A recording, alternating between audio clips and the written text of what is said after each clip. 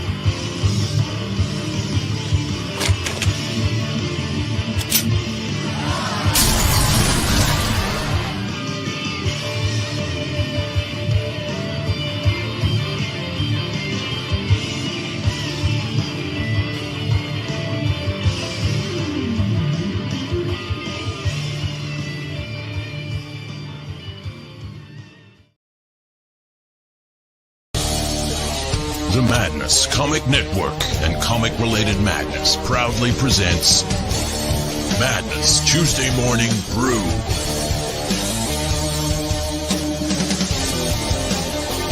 Tune in to our content on Comic Talk with Pops Van Zandt on YouTube.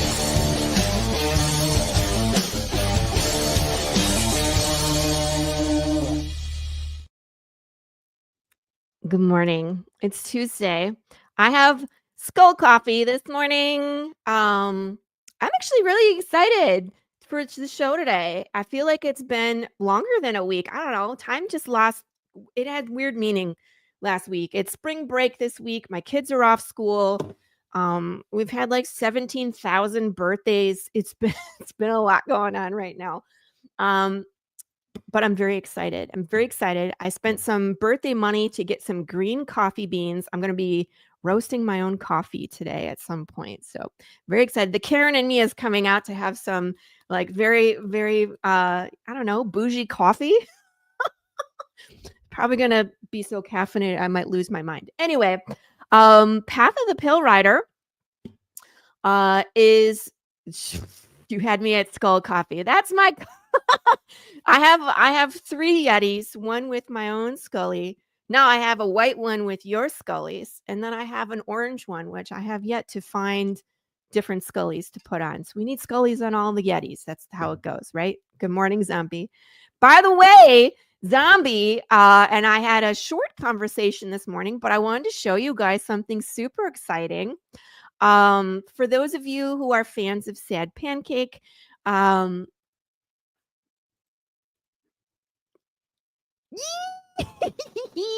there will be more Sad Pancakes. I'm so excited. Zombie was able to pick up 6 more of these. I think they're little terriers at the Tractor Supply store, which Zombie, you're going to have to come on and tell the story at some point of what's going on with these, because now the Tractor Supply place is invested in Sad Pancake. But so there's 6 of these. I'm going to make 5 available on the campaign for number 7. And one of them is going to be going to my friend Shadow and Liz, who actually own the real Pancake, who is the dog, the inspiration for Sad Pancake. So they get one because Sad Pancake is related. You know what I mean? Loosely related. So there's that. I also wanted to show you guys, clicking all the buttons. Look at this. We have a lot of, this is funny. So if you go to Kickstarter and you search Path of the Pale Rider, these come up, which is interesting. So if you look, it's not just Path of the Pale Rider. Right next door is Root Folk, which you guys don't recognize this creator, but you should recognize this art because it's Marco DeFio.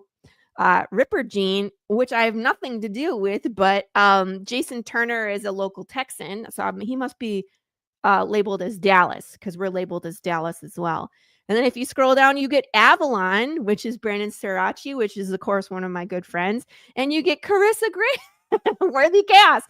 So I just thought that was interesting. But if you look up here, we do have the pre-launch live for issue 7. It will be sometime this summer.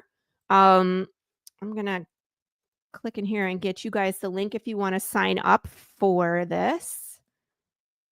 It's just for notification. Obviously, we're not going to go live until like 6 has been fulfilled. And I usually promote for at least a good 4 weeks before we launch this thing.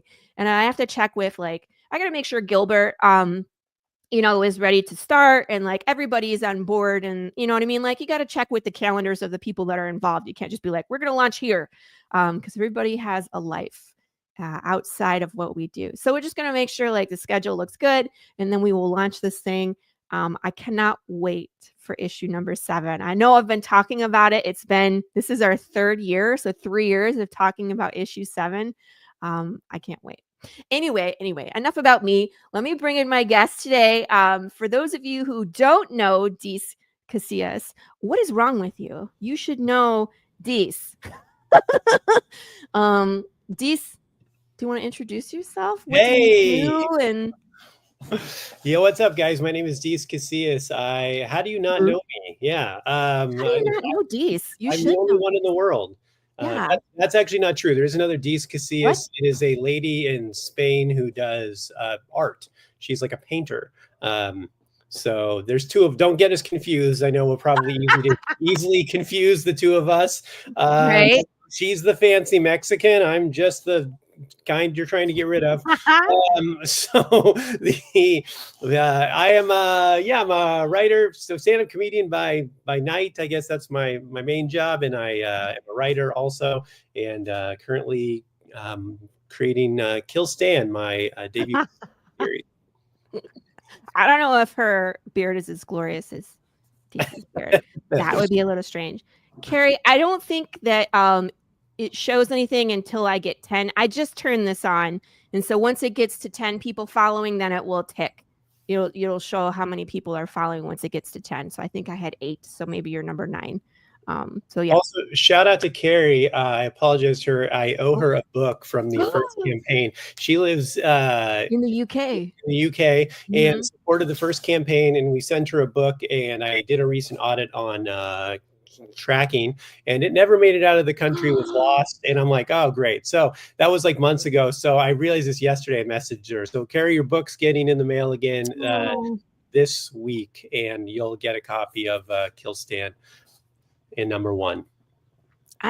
Poor Carrie. We had sent her a Path trade paperback, and it got there damaged.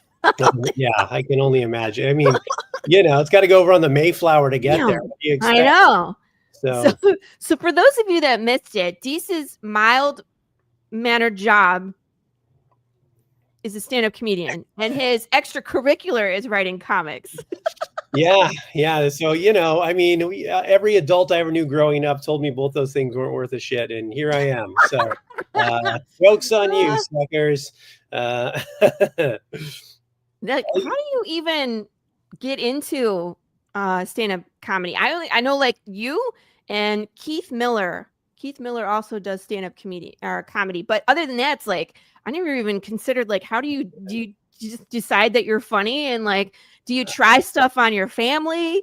Do you like I think it's like most people, it's like teenage angst, bad parents, maybe a genetic propensity towards alcoholism. Those are all good starts for a career in comedy.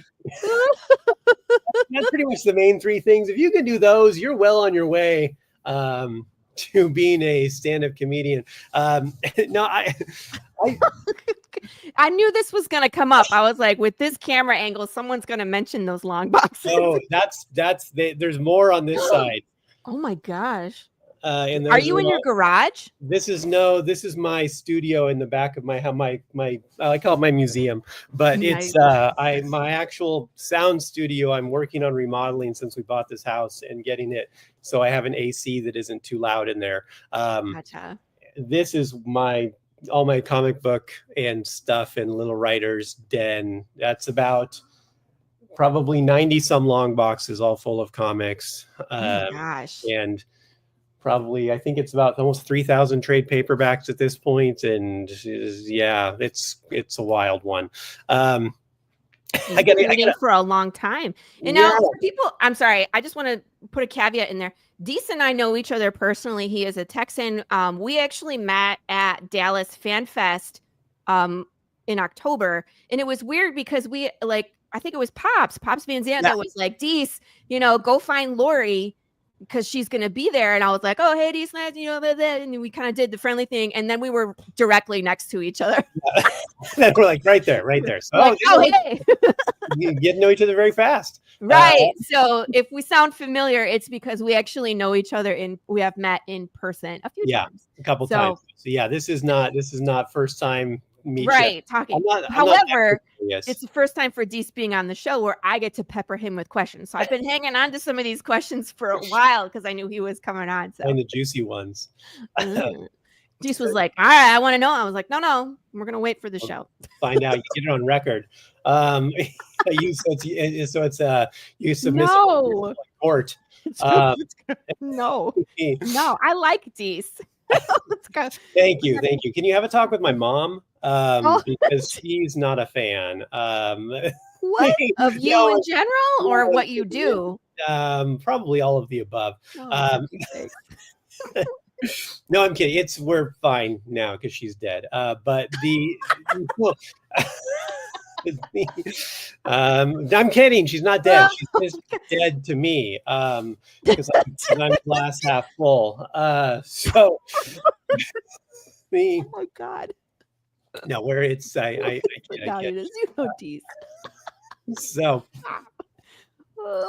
but yeah, so comedy, I do that. It's gonna be a great show. Yeah, So going back, so you've been doing comedy longer than you've been doing comics. Yes and no. I will say yes. Yes, professionally. So literally, I mean, this is not hyperbole when I say this, but I have written thousands of comic book scripts in my life. I mean, in that, I don't mean that as like a lot. I mean that as like literally thousands.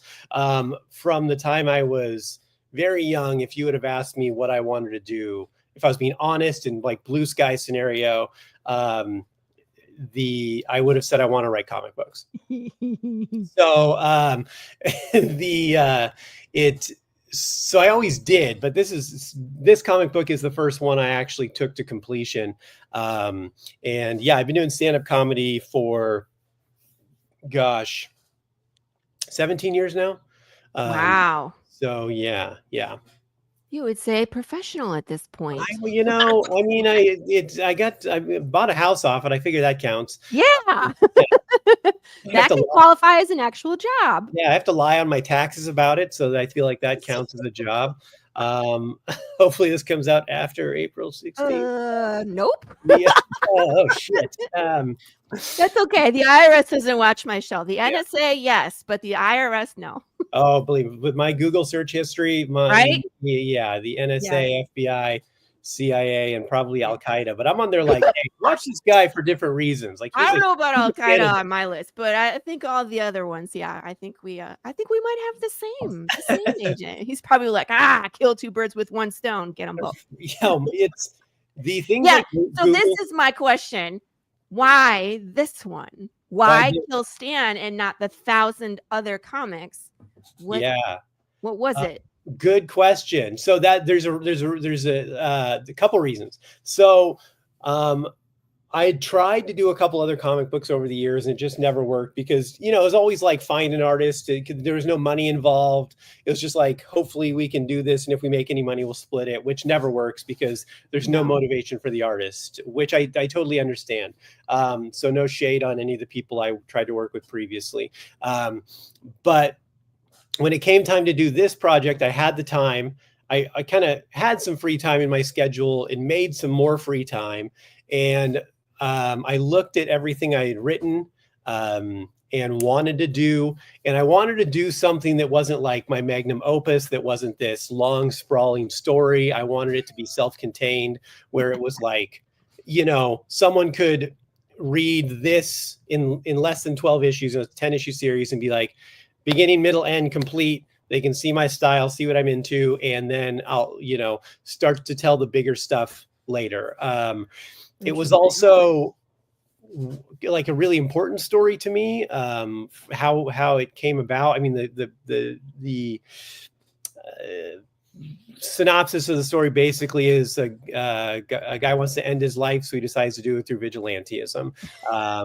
It's really funny, you guys, in a very dark way, but I was chuckling through it, and it's like, there is some, yeah. People keep asking like, "Oh, you're a comedian? Is it funny?" I'm like, I wouldn't call it a comedy, but I mean, to me it is. I got that dark sense of humor too, so I was chuckling. Yeah, there's definitely like humorous moments, and it's quippy, and it's meant to have like gallows humor. It's not really like it's not like a family fun comedy, No. but it is fun. There's certainly funny parts, yeah. Based, in like the gallows dark humor of nihilism, essentially. Sold his house, funded a comic. No, he's No, still in no. the house. Yeah, this is the house. I'm not broadcasting from The storage facility with his unit. comic. Yeah, from Unit 13. It's save more storage. Oh Bring your Lord. own lock. So but this book, I wrote this one. It's one of the more recent ones I wrote. I've written stuff subsequently, but I started writing in April of 2020. So right around the start of COVID. Okay. And there were a couple things going on. Like my best friend, another comedian, who was my best friend for years, opened for me for years, we're on the road together forever. He had taken his own life in January of 2020. So like that was kind of, on my mind. That was a big thing. And I was, it kind of, because I was the guy who was always around him, talking to him every day, his best friend, I was kind of shouldered with this, like, I had to call his ex-wife. I had to call his parents. I had to identify the body, like all these things. So like, it was really kind of this thing I had to like live in for a couple months. And everyone, because they knew I was the point of contact, everyone was calling me to find out details. And like, I was like reliving it 100 times a day for just weeks. And eventually I was just like, hey guys, like you got to ask someone else. Like I can't keep repeating this, I just don't want to like swim in it every day anymore. So that happened. And then COVID happened, which was a nightmare for everyone. And like, no matter how you feel about it, like politically or scientifically or existentially or whatever, it was a nightmare for everyone, and it really destroyed a lot of people's lives. Financially, people were spiritually broken. A lot of addiction happened. You just saw a lot of people like at the end of their rope and really with nowhere else to turn. And that these ideas started ruminating together. And I'm like, well, what would happen if you really wanted to die? You wanted to end it all, but you weren't really in a position to maybe do it yourself. You didn't really have the gumption to necessarily do it yourself. And then there were a lot of interactions with people and police during that time, with all the George Floyd BLM stuff. And I kept the phrase suicide by cop. I would hear that, and like, well, in the phrase suicide by vigilantism jumped into my head. And I go, okay, well, that's interesting. That's kind of a concept I've never really seen explored before, I don't think. And I kind of tried to do my due diligence to make sure it was an original concept, which I haven't found anything yet. So I just dove in and started writing it. And it's been written for a couple years, but about a year ago or so, I finally was like, all right, I'm going to find the artist, find the team, put this together, and make this book the one. So so it's kind of important. Like, I think timing was important with it. It was a story that kind of needed to be told right now. It'll either feel dated in not dated, but like it's more relevant now. I think it might get more relevant actually the way things are going. Hopefully it doesn't inspire events. Yeah. So, I mean, well, I mean, my coffee awkwardly. A couple years of the purge could be fun. Let's give it. All I'm saying is we don't know until we try, right? Well, I mean, from what I can see, it's like Kill Stan was a way for you to kind of deal with the darkness that you went through for months. And I say this as well about my own comic, but I think it's a valid point that a lot of us writers, that's our coping mechanism. Yeah. To get things out, to deal with trauma, and to connect with people maybe who have gone through similar things or have similar dark ideas roaming around in their head, where it's like it's an outlet that people can get their stuff out. So I feel that 100%. I mean, it really, I'm a super huge advocate of like just swimming around in the darkest parts of your brain and figuring it out and conquering it, you've probably got some similar ideas considering your background in martial arts, but, really into Eastern philosophy, Taoism and things like that, which really puts the onus on you to be in control of your mind, your body, your spirit, and even circumstances around you that you can't control, right? So you can control how you react to them and how you move forward. So my goal was always to take the craziest, darkest stuff, the ugliest things that most people just run away and hide from, and kind of like just get on their phone and scroll TikTok for 8 hours to not have to, in their own thoughts for a minute, because that's too scary, to like process that, get through it.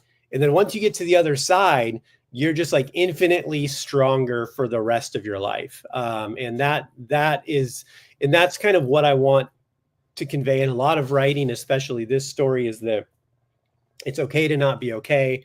Your reason is valid no matter what it is. It doesn't have to be that you were leaving the theater with your parents after seeing Zorro and, somebody shot them in Crime Alley and now you're Batman. Like, it can be something less. It doesn't have to be that, There's other reasons to not be okay. And everyone's reason is different because, like the worst thing that's ever happened to you is still the worst thing that's ever happened to you, like it's comparatively to someone else, their worst thing on a spectrum, maybe much, much bigger, but you don't have a frame of reference for that. So that's still there's still validity in whatever is making you not feel okay, Yeah. Yeah. Goodness. Yeah. So, issue number 2. Hey, a gray wolf. Nice to see you. By the way, Dante, shut up with your squatters' rights. Issue number 2 just went through a Kickstarter, right? So issue 1, issue 2, both successfully funded on Kickstarter. Here, let me readjust the sizes of my screens so you guys can see this. And now you and I did the trade, like when we first met in Dallas, I was like, hey, you know how you meet someone, you're like, I'm interested in your story, you're interested in my, okay, let's trade issue 1. So we did Yeah. that. And I read it and I was just blown away by, again, how dark and funny and it's just like the look on life. So it's like I'm very interested in where this series is going, especially talking to you because you, your girlfriend are just so cheery and happy. And it's like it's so dark, but it's like I noticed that. Ever seen that meme where it shows the 2 different kinds of artists? Like the one that's like looks emo and is painting like rainbows and Yeah. unicorns, and then there's the one that looks perfectly normal and is painting like really dark and violent things. Yeah. Yeah. You're that second one where Yeah. you look You got to look get it out normal. now. Yeah, that's me too though, where I'm like, "Hey, everybody, nice to see you. Like I made this totally disgusting thing and dead dogs. Hello." Uh, Kill stand, but Carrie, you can it still get number 2. There's still late pledges. You can go in and get number 2. yeah. If you do that soon, I can probably refund you some shipping, and I can ship both books at once because I'll have number 2 Ooh. soon. So, just FYI. So, yes, I was gonna say because we were just talking before the show that this one's getting ready to go print, Yep. right? It's headed to the printer, Oh, so I should have copies in about 2 or 3 weeks. okay. Our printer turns around pretty fast for us, luckily. Yeah. So, death by vigilantism. Okay. And when this one opens, like issue 1 opens, I feel like it's that silly TikTok where it's like, that's me. Yeah. Like, yep, that's me. How did I get into this situation? You know what I Right. mean? So Yeah. he has this Another whole, pickle. yeah, yeah, yeah. He has this whole like you get to hear and read what's going on in his head and see, just the catastrophic damage that's been going. It's like everything blowing up in slow motion around him. Hey, Josh Perry, how are you?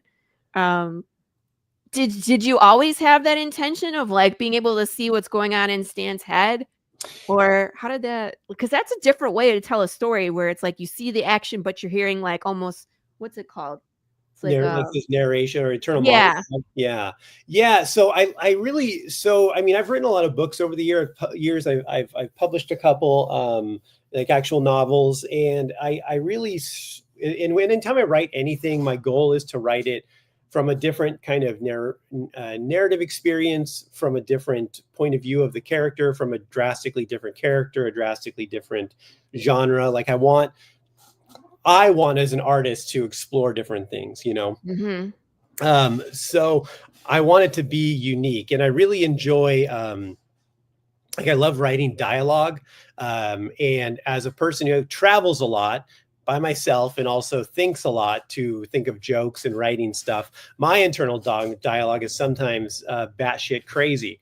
And so, like, I wanted to kind of, and I think everyone's is a little bit, because it's like those inside thoughts that like this is, because sometimes it's not even, you don't even control them. You just start thinking shit that you don't even want to think. So you're like, why would I think that? I'm a horrible piece of shit. Why would I say it like in my head? Oh no, I fall into that category too. So I understand you. So like, yeah, that's like we all kind of have that, and I want to do really like push that forward with Stan and have this that's kind of his whole thing, this unique kind of psychosis of doom, nihilism, existential dread narration. And also there's a little like, we're not always sure where Stan is telling this story from. So it's like, is he's telling it because he's not telling it currently, but where he's not telling it as it's happening,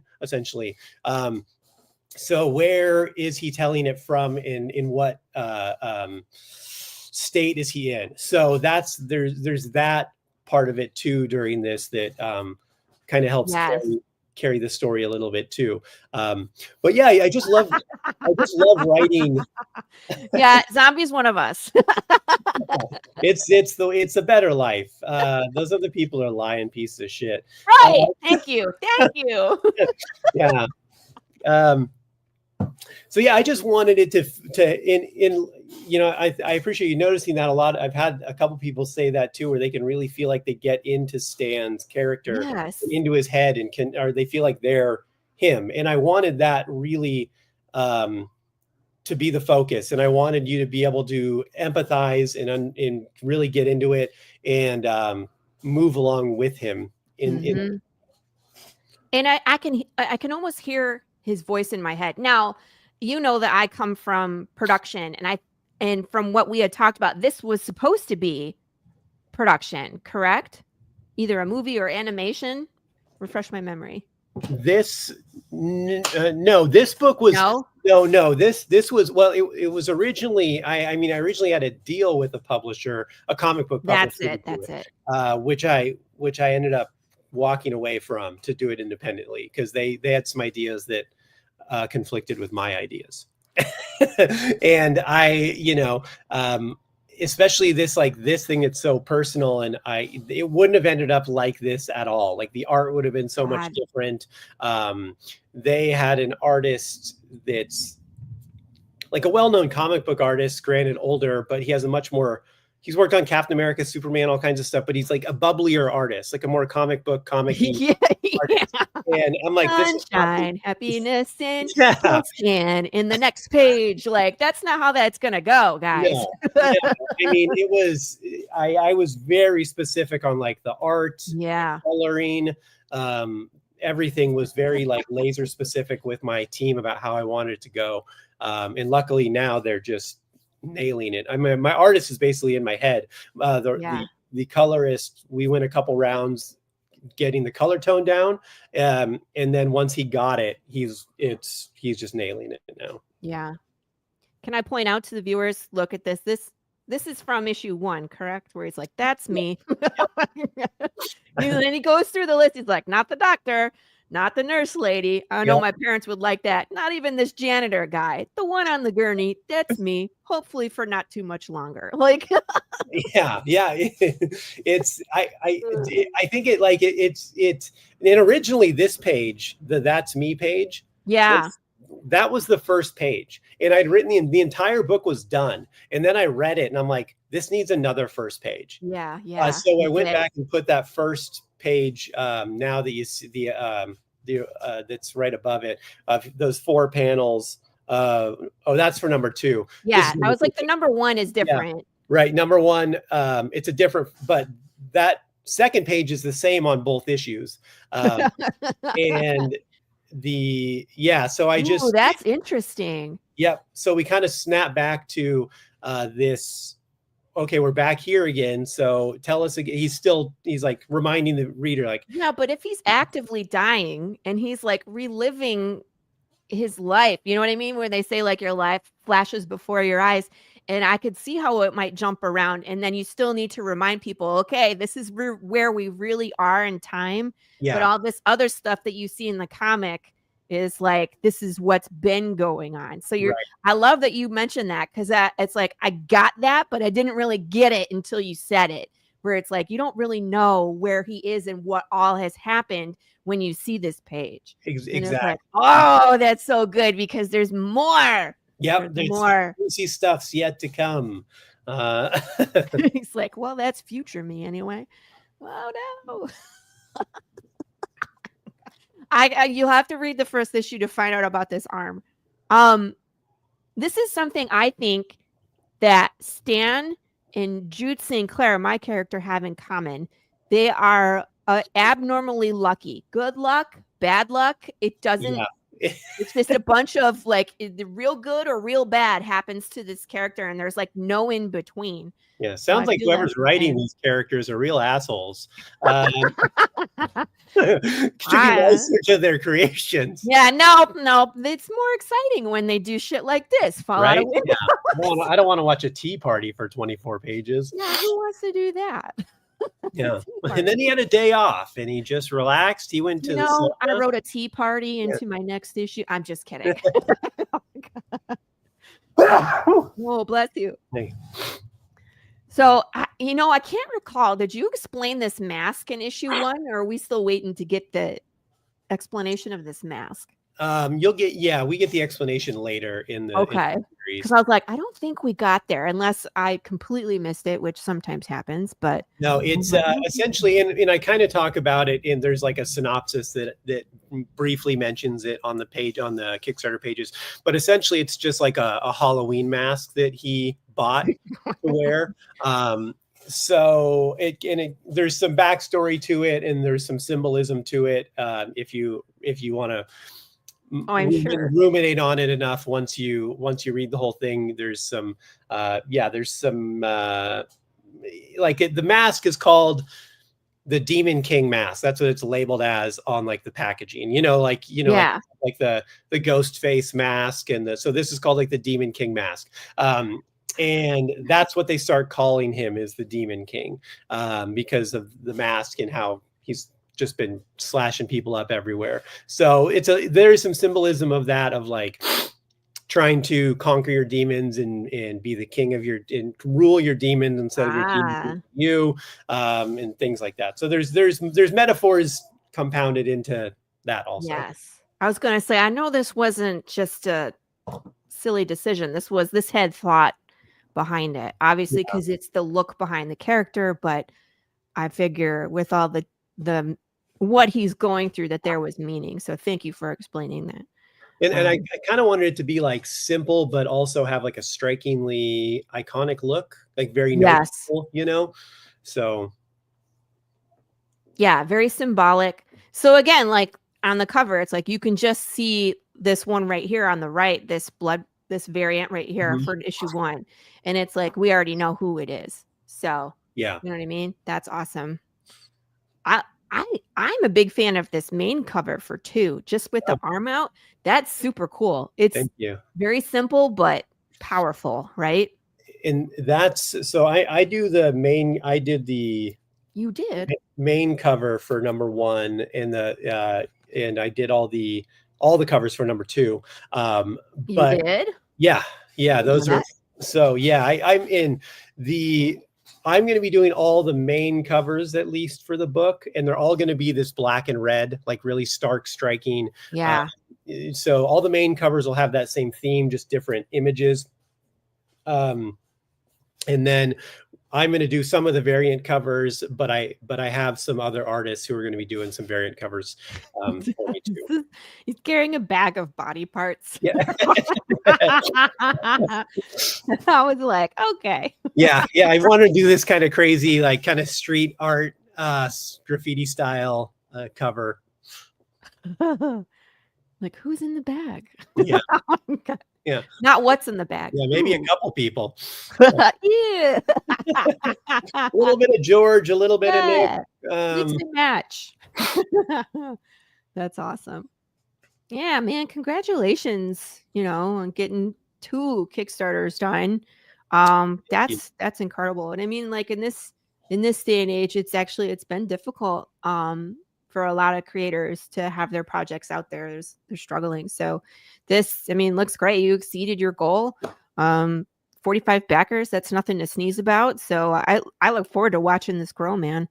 Yeah, thank you. I mean, luckily we've been doing a lot of direct to consumer stuff. So I've got a lot of people who just message me directly on social media and will buy copies, and I'll just, PayPal, no Cash App. I'll just ship it out to you.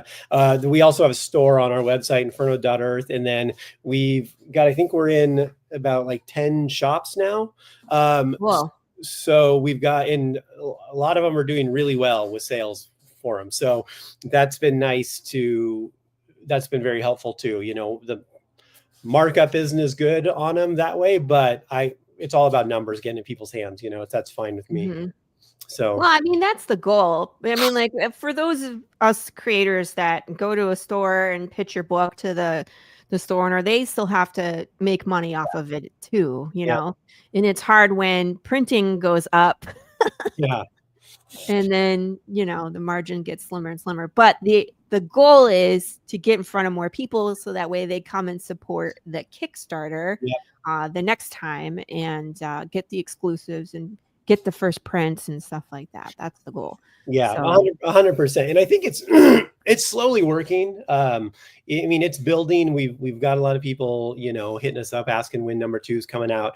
A lot of people jumped on the Kickstarter. I'm sure we'll see, me. Kickstarter. Yeah, Laurie did. Thank I you. was like, I read as she went. I was like, immediately, yes. Immediately. When is the launch? Because I'm going to be there. So we appreciate it and we're happy. We just can't wait to get this into people's hands because, again, this story is important to me, and I think it's something that a lot of people can resonate with. And so I'm excited to get. I can't get them out fast enough. We're about a 3-month turnaround time or so, but man, I'd love to get them out.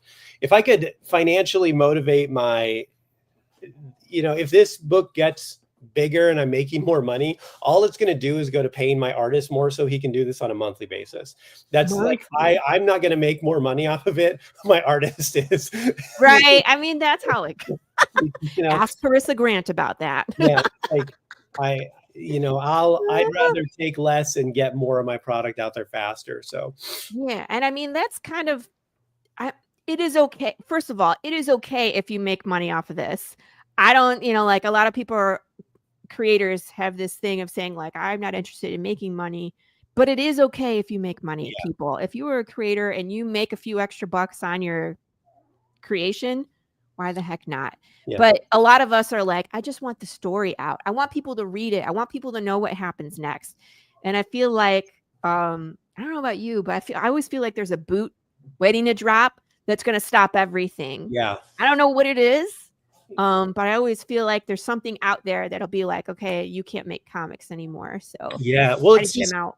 And this is like this nebulous region we're in where we don't have someone signing checks and doing the printing and marketing and making. So there's like so many things that could go wrong to fuck up the workflow of it, and make it so it's not viable. But I've experienced most of those. There you go. Firsthand. Yeah. There's a million things that can happen. So don't be an artist don't be one of those snobby artists that's in it just for the art. Do it for the art, but be willing to make a living at it too. It's like there's exactly, Lou. Everybody needs and likes money. It's okay. It's okay if you make money off of your creation. I heard someone else say that, a lot of times people are like, well, I'm not trying to make money. Well, it's like, well, it's okay if you do. Yeah. Like everybody else makes money at their job. Yeah. Like that's the primary goal. So it's like, we don't have to feel bad for making money off of our stuff. A lot of us though, it's like, I'm only in my 3rd year of this. So anytime we get extra money, it just goes back into the next book or upgrading my table at cons so I can sell more books, Right. So that's, where it that's goes the smart way right now, until it's flowing in a sense where you can really make it more viable. It's like, reinvest the money for the first 5 years of almost any business. You should just be reinvesting it. You really probably should not plan on drawing a paycheck. So right. The nice thing is like I am in 2 industries, comedy and writing comic books, writing in general and comic books, but like those are the industries I'm in, and I would do those things for free. But if you're good at something, you should never do it for free. Right. Well, yeah. Well, yes. I mean, even if it's $1, like something. But like, my goal with the comic book was like, I'm lucky enough to have a career in comedy, so my income's there. So I'm like, okay, with the comic book, I want to try to not lose money was my goal. And it's a good business goal to have. Business goal. And, luckily we were like immediately in the black with it. Not a lot, but we've made some money. And like you said, you just reinvest and it allows you to do a bigger print run next time. Or for itself. That's the goal. Right. Eventually it can make money, but in the beginning it's like, as long as it pays for itself, I'm happy. That was it. I'm like, I don't want to pay, thousands of dollars per issue for production and then also not make any money. So if I can at least so when it was like, oh, Mhm. this is, I'm making a little bit of money and we can put that back in and, that's another convention or that's another whatever. Right. So yeah, that's, or I can, pay an artist for a A variant. variant cover or something. Mhm. Yeah. Right now, my goal is to, I don't know if it's going to happen because I'm still waiting to find out what the price would be. But because I'm in San Antonio, my Mhm. goal is to get Ben Dunn of Ooh. Antarctic Press, who is in San Antonio, Mhm. to do a variant cover for me. So I don't know what that would cost yet. Oh. But I saw him on Saturday. They had like a party here in San Antonio that I went to, and It was their anniversary. It was like their Antarctic Press birthday party. yeah, 40th Yeah. anniversary. And so that's kind of like, Did uh, you go? I did. Yeah. Cool. Yeah. It was cool. It was cool. It was kind of sparsely attended. Unfortunately, I think it Really? was kind of marketed poorly. I don't think people knew what it was. I Uh, think because from my understanding, I didn't realize it was gonna be open to the public. I thought it was just gonna be like a, get together for the Antarctic Press crew to get together, kinda celebrate, and I didn't realize that they were gonna have tables. I was oh yeah. because my friend Terry Parr is part of Antarctic Press, and, he was debating whether he was gonna go or not because San Antonio is a little bit of a hike for us up here. Yeah. Yeah. So I think he went, but I didn't see him table anywhere, so I was like, "Where's Terry?" But I don't They, know. yeah, they had tables for Antarctic creators. They had independent creators there who weren't associated with Antarctic. Not a lot, Oh. but they had some. They had just some random artists and stuff. They had a comic book shop in town was set up there. But like they had a lot of tables where people just didn't show up. What? I mean, probably like a dozen tables where creators just didn't show, just empty tables. And I went and I had a box of books in my car. And I'm like, should I Can ask her I? if I could take one of these tables? Yes. Did Uh, you? I didn't, Oh, and here's why. It why? was like pretty sparsely attended. And Oh, I honestly felt really bad because I talked to Ben, and I talked to some other people with Antarctic, and they were all so nice. So nice. And so what a cool event. I mean, they put on this, it was like a 6,000 square foot convention center with another probably 3,000 square foot room that was just full of boxes of comics for free. Take them, whatever wow. anything. It's their old stock. They, take it. And I just think I Wow. don't think people, like you said, I don't think people knew it was open to the public. It wasn't really like marketed as a convention at all, and it was Yeah, probably that. Um, and then also, unless you're like a kind of hardcore comic book fan, you probably don't know what Antarctic Press is. right. Fortunately, like even a casual comic book fan probably isn't aware of Antarctic Press. I mean, if you're not in the indie scene, probably Yeah, not. yeah. Um, So I think it was just it was marketed poorly, unfortunately, which is mhm. unfortunate because they were like really, really generous and nice. And it was a really cool event that I wish a lot of people would have gone. Darn, Yeah. that's too bad. So, I mean, I had fun, but I was kind of bummed for them, essentially. Yeah, that they didn't have more attendance. You probably were better off not being at a table and just going around and making connections and networking. That's kind of Um, what I decided. I'm like, I can sit here and but I'm like, Try to sell books, but yeah, I mean, maybe struggle. And it was like, there's not enough fans. It's mostly just other creators wandering around. So I'm like, I'll just go talk to people, you know? sometimes that's a better use of your time. Yeah. Yeah. Um, I put a that's bug in Ben's ear. Maybe I'll get a cover from him. yeah, yeah, that's cool. I gotta get a price, but man, I would love to do that. I just think it'd be a cool, as a San Antonio publisher creator. I'd love to like Yeah. I didn't know showcase. that he did art. Yeah, he's was like one of the main. Like he wrote and drew and created Warrior Nun Ariella, Ninja High School. What else did he do? He did some of their other books. He's done a bunch of stuff over the years. So yeah, Mhm. mhm. So That's cool. Well, I knew that he was the writer, creator of a lot of those things. I didn't realize that he was also drawing.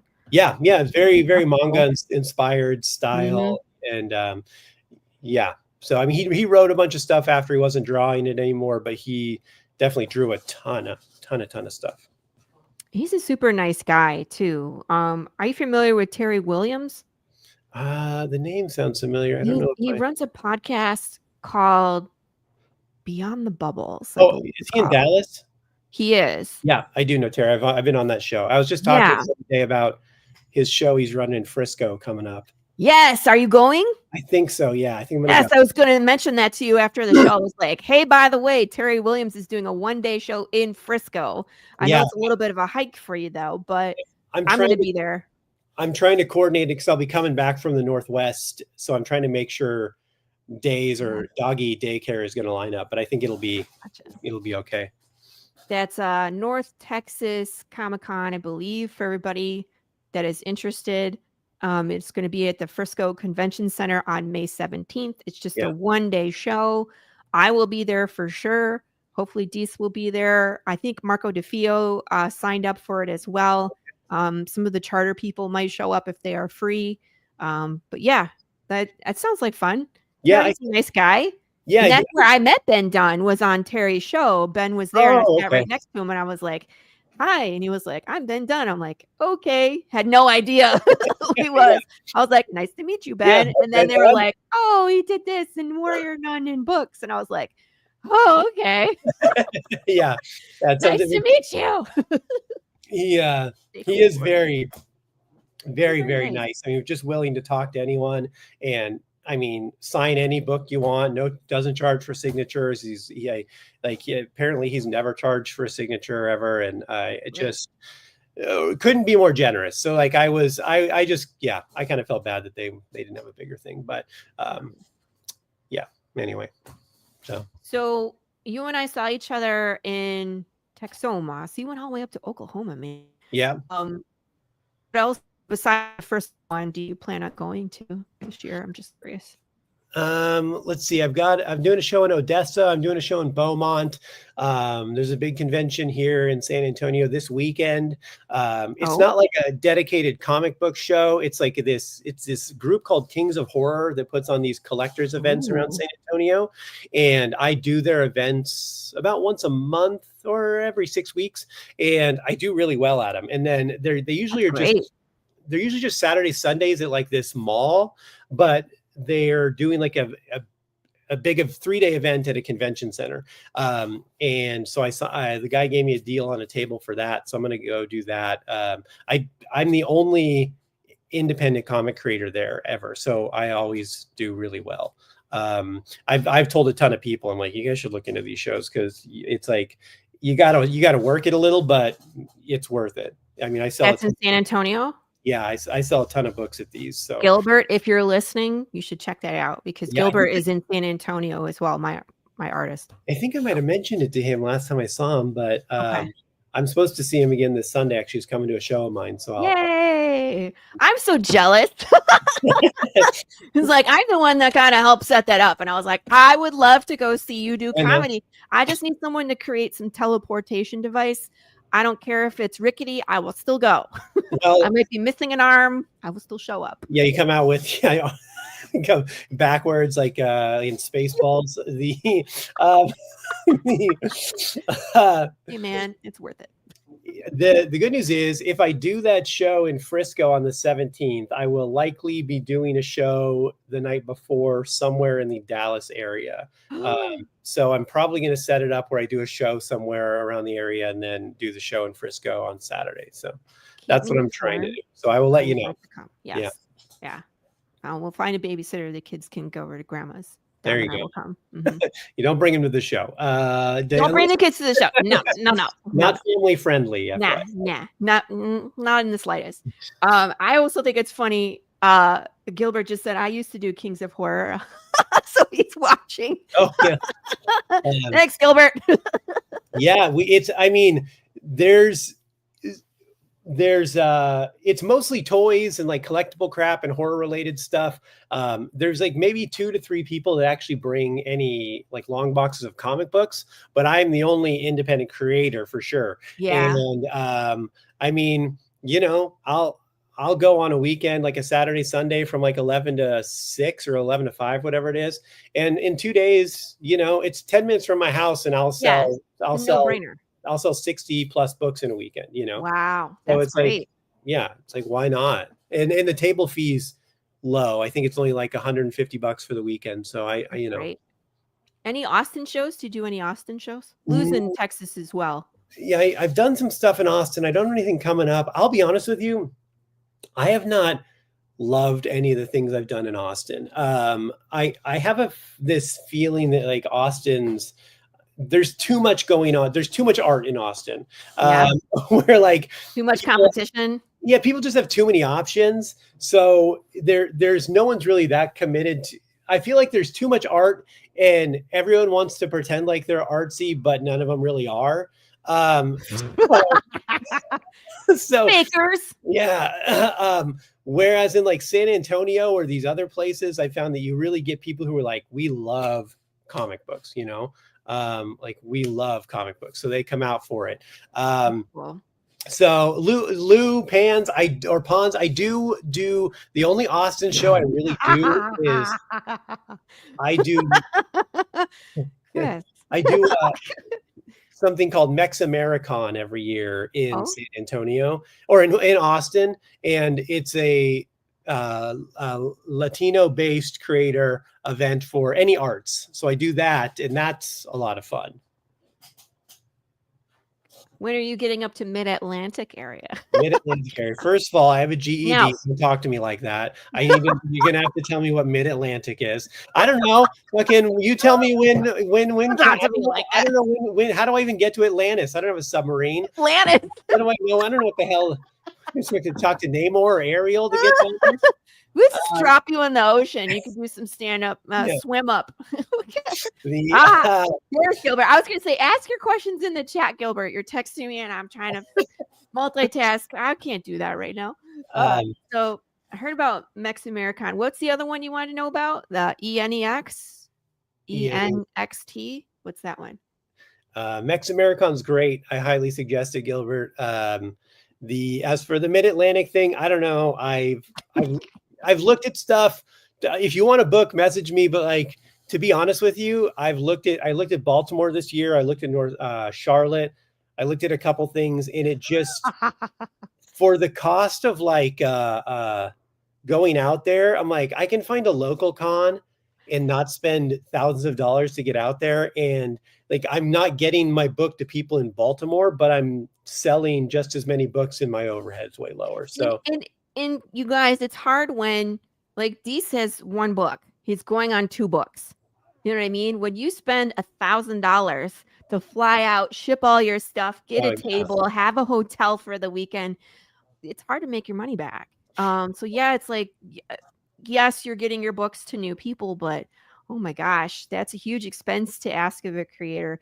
I'm not at that point either. I'm not looking at Baltimore. I'm not looking at places out of state. I mean, like to me, that's too expensive. So yeah, it's the one advantage I have is that like I'm able to coordinate my comedy tour with conventions. So like some of the stuff I'm doing in other states, like I'm doing some stuff in the Northwest over this year. So I'll fly in early and do like comedy shows like Thursday, Friday, and then I'll have the convention like Saturday, Sunday. So I am doing some stuff like that. So it kind of I can guarantee I make even more money. You know, it's like it's a net gain, but you know, not everyone has that advantage, unfortunately. I was like, I can't do that. I could go book myself to do stand-up comedy and just don't show up. Yeah, there you go. Like, what's this, Lou? I stopped traveling to cons because of cost. Table prices are high for what they used to offer at the same place. Everything is unfortunately real expensive right now. And I'm with you, Deece, where it's like I could look into Baltimore, or I could try to go over to Big Texas in San Antonio and crash in your studio there with all your long boxes. No, I already told Gilbert I was going to crash on his couch. I'm like, that? So I was like, here I come. Hey, Apex Comics, nice to see you. Yeah, I mean, really, it's just like it's a numbers game at this point. I'm not worried about where you're located. I'm just worried about how many people are buying it. So, you know, going to Baltimore sounds great. It sounds like prestigious or whatever, but also, I don't give a shit where you live as long as you're buying the book. Yeah. Gotta be careful with some of those shows, man. They charge crazy. I got an email from Dallas Fan Expo, Yeah. which I haven't done their big show. We went to their side one in Yeah. October, but their big one, and I'm not sure what I have to go back and reread it because I don't know if you got the same email because Yeah. you also went to Fan Expo or the second one, Fan Fest is Yeah. the one that we did. And they were like Dallas Fan Expo, $650 early bird special for the email list of people that will be there. And I was like, I don't even think this is to go to the show and table. It's just like an email list that they're selling for $650. Oh my God, Jesus. Yeah, that's crazy. They FanFest was okay, but any of the expo shows they do, I've heard, are not great for indie creators because they're too big and you get lost. They do too many celebrities. But like I got an email for the San Francisco show. Yeah. Which you I don't know, you probably got that one too. And it was like, No. I think a table was like $750 or $850 for the weekend. I'm like, fuck that. Are you out of your mind? That's a Yeah. lot. I mean, for us, and it's probably like 4 feet of table. I know, right? Yeah. And I mean, like we were so crammed in that space for Fan Fest. It was nuts. Yeah, they really jammed them in there. That's what I liked about Oklahoma, man. They gave us a lot of room. I mean, and where we were at, especially, we had 40 feet behind us until we hit a wall. So I'm like, oh my God, we essentially got like, all this space. So yeah, I had a blast at Texoma as well. And I was right next to William Russell, so I was chuckling all day anyway because he's entertaining. What is this, Gilbert? You wrote a paragraph. TJH Superhero Car Show. Oh, it's really expensive. They charge a ton for photo ops and meet and greets. And when people show up, they only have money to spend for those photo ops and stuff. When they come around a table, they have nothing left to spend. That's the trade-off for getting into some of these big shows. They have a ton of people, but if they have like Mark Hamill and and a lot of times they bring in like the entire cast of Lord of the Rings. yeah, Ain't nobody got money after that. no. Yeah, and I'm Lord of the Rings fans, and my fans are not the same. There's those Venn diagrams are two circles that live in different fucking time zones. Right. Gosh, who was it? I think it was Sam Vera that said that too, that he went to a show and for some reason they had booked it in 2 different halls. Oh my So God. like the comic creators were in one hall and all of the actors were in a second hall. And so people went through that first hall and didn't even realize there was a whole nother building for them to go through. So yeah, never even saw.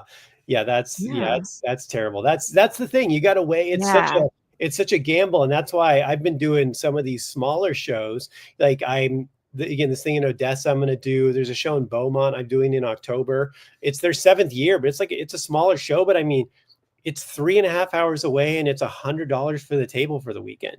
And I'm like, oh yeah, okay, let's go.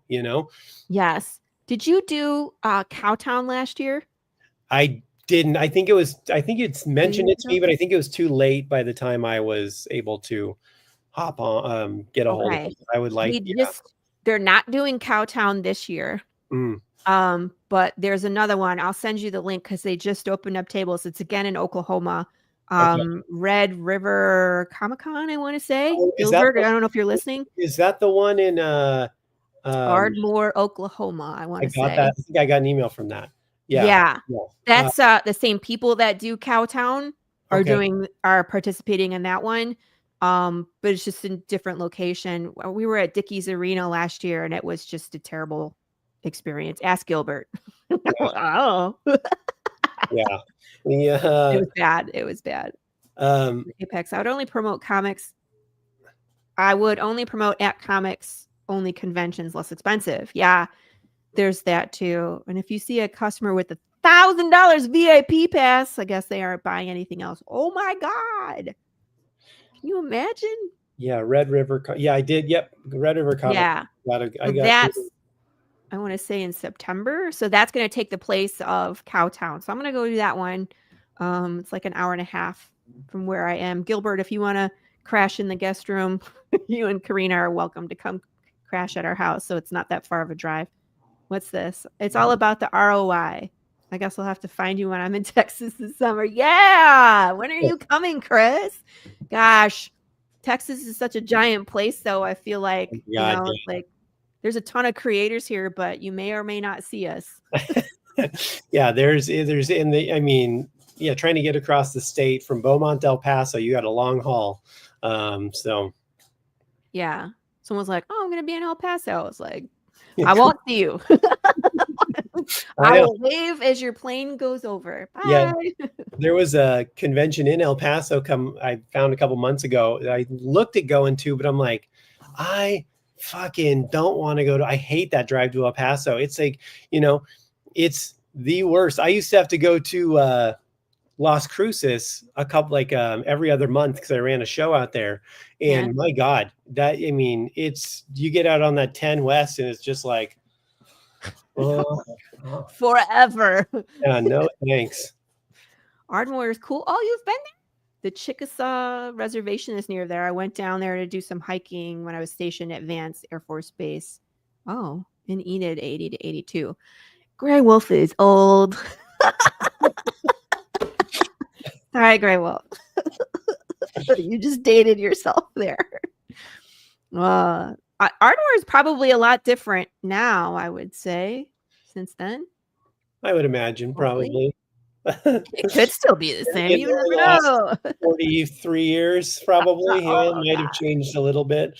That's how old I am, so that's great. Me both. I get it. Jeez. Gosh. The casino up in... Yep. I had no idea. That's cool. Congratulations, being 66. That's an achievement these days. I'm just saying. You could go up by vigilanteism. Still time. Only if you get that cool metal arm. I want that metal arm. I think that'd be What does it do, though? What does it do? I know. Does it shoot? Who said that to me? That was officially, I was like, does it shoot fireballs out of your elbows? That's what I want to know. Well, there's a lot of curiosity with Stan about what that arm does, and there is a line where he asks that question. I think it's in the first issue. He points it at someone. He's like, "Wait, this thing doesn't shoot lasers?" Yeah. Wait, does it? I don't know. Maybe it does. Maybe we find out it does. Going back to the story, I have more questions. Yeah, I see shiny things, and I kind of go off on a tangent. That's all right. So back to the story. So how many issues are you planning to tell this story? It's a 10-issue series, and the book's all written. It's been written completely. So at this point, it's just getting the art done and getting them out as fast as we can. Yeah, I want to go to that. We're going to that. Yeah, Baton Rouge from Scott Ains from Scooby-Doo. That's in December. So someone was telling me about that one the other day also. Yeah, sorry. We saw shiny things. That's all right, so 10 issues. The story's already completed. Mm-hmm. Gosh, I really feel like I hate to say this.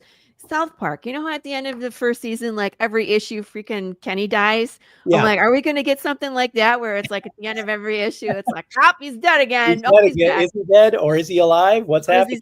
Is he shoot himself again? I don't know. Well, keep in mind, again, this is told not necessarily chronologically, right, and from what point of view. So this thing kind of unravels as to how he's telling it and from where, and then also, what and who he is in a sense, and what and who he's not. So there's a lot of all that we do explore. We do get to all of it. Okay. But I really wanted it to be, originally it was 12 issues, and then I truncated it down to 10 because I didn't want any bloat. Like I wanted every panel to count. I wanted it to move relentlessly, and I wanted people to never give them a moment to ever be like breathe, essentially, to so never have an out, never have a moment to feel like they could peel away. That 24 gave me too much anxiety. Hopefully there's not that much. I tried to watch that first season, and I think I got 2 episodes in. I'm like, everybody's having a crisis. I can't watch this. I've had like anxiety. But Kill Stan, definitely, I'm sucked into that story because I want to know, like, what has this man gone through to choose vigilanteism, death by vigilanteism? There's got to be a story there Where does he come from? Why are his parents so prominent in his thoughts? Right. And then, of course, we've been introduced to this mob. We've been introduced to this police character who is very jaded and has been around a while. And I feel like there's a lot of corruption. So there's a lot of potential for those other detectives to come into the story and cause problems because we know they're corrupt. Yeah. So it's just a lot going on. I see a ton of potential. And because of your sense of humor, I think it's going to be a lot of fun. I think it's going to be a wild ride, you guys. Well, so I highly recommend that you guys jump on board with this series because I'm having a blast already with issue 1. So yeah, I sure hope people will enjoy it as much as that. Yeah, I really want to do. There's a couple other characters we haven't seen yet that we get introduced to in the next few issues that are pivotal. And then once we hit number 3, you've met all the players, and number 4 kind of starts to bring the picture a little clearer. And then number 5 through 10 is really the takeoff, and where we're like, okay, this is rocketing into the end of what's going to happen. yeah. So now I've always said 7 is my favorite in my first arc. Do you have a favorite issue that you like? You just can't wait until we get there? Yeah, it's probably 6 or 10, honestly. The last issue is because of the way it truncated, and then because of I didn't alter the ending. The ending stayed the same, but like there's like maybe what I'd call an epilogue, last couple pages that I wrote that really is, I think, really makes an impact and kind of alters your view on the entire thing when you go back. Oh, that's those are the best, because once you read that and you're like, oh my God, and then you have to go back and reread it. Yeah, you start to it'll alter the way you look at the whole thing a little bit, I think. That Sixth Sense twist ending where you're like, oh my God. Yeah. And you go next time you read through it, everything is in a different light. I love that. Yep, you got it. Yeah. So it's and number 6 has a scene a long scene that I wrote that is really very cathartic, and it's not action packed, but it's intense emotionally, and I think it's something that'll really connect people to this book and some characters in a really dramatic way. Interesting. Mm-hmm. So do you have it how do I want to say, formatted where it's like the first 5 and there's kind of like a soft ending, and then like you kick it off with 6 again and pick up the action, and like first half, second half, like that? Kind of. It's probably like first 4, last 6. Gotcha. So the first 4 you could kind of put into a thing, and then like I said, the last 6 or 5 through 10 is really that's like boom, pretty linear story at that point. But the first 4 issues kind of is getting everything into focus, getting the characters, getting people up to speed, getting you to understand some of the building. Yeah, and some of the blocks we're playing with and where they fit, and then they slowly start to come into play. Number 5 through 10, they slowly start to come together more and more until I love that. That's where I'm at in my story. That's what's so exciting, because I'm like, we've already done all and you understand all the things. Okay, we're gonna take off now. That's the hardest part, is like, because I know people are gonna have to wait like a while to read all this. I'm like, oh my God, I just want to get it out there and just read it all. That's where I feel you, because I'm like, there's so much good stuff coming. I cannot wait. I really just want to tell you so you can get all the big moments. I'm like, but you can't. You got to sit on that secret for years. I know, it's tough. That's the hardest part, because God, if I win the lotto tomorrow, I'm just gonna pay Felipe a large amount of money to take a year off and draw this as fast as he can, and I'll just put it all out at once. So Wouldn't that be great? yeah, Some people do that where it's like they do issue 1 and then they jump into the trade, so you can either get, a yeah, snippet at and I think that's smart. I've seen that done effectively. So, like, at a con, you could be like, "If you really like this story, jump into the trade, just get the whole thing." I'm like, or if you're on the shelf and you wanna see what it's about, maybe just start with issue 1. yeah, So I've seen that, but the time frame that to turn around a trade paperback all at once, I don't think people I don't know. You know what yeah. I mean? To do it It's I feel like you'd have to release both almost at the same time, or like have the trade paperback done, release the first issue, and then a couple months or later at least release the trade. yeah, so If be you well into the process, but then again, it's the money factor. exactly, Because if yeah, you're I mean, paying a page rate and you're like, "Here's $12,000." right, yeah, and so and then the time for them to do it all is, Yeah, you're talking, I mean, even if they do a page a day, which is crazy, which is probably, I mean, that's exceptional for an artist um, it's still a long time. yeah, it's a So 140 150, 60 page 200 pages, I mean, that's a chunk of someone's life right there. right, And that's so it's just hard to manage. So are you planning to do 5 and 5 as 2 trades and then kinda like a volume?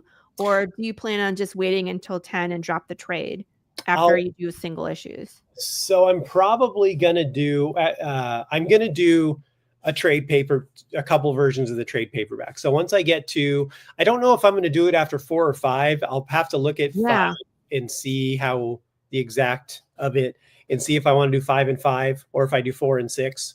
Um, yeah, but I will do a trade paperback with like the first half, and then we'll keep printing the individual issues till the end, do a trade paperback of the second half.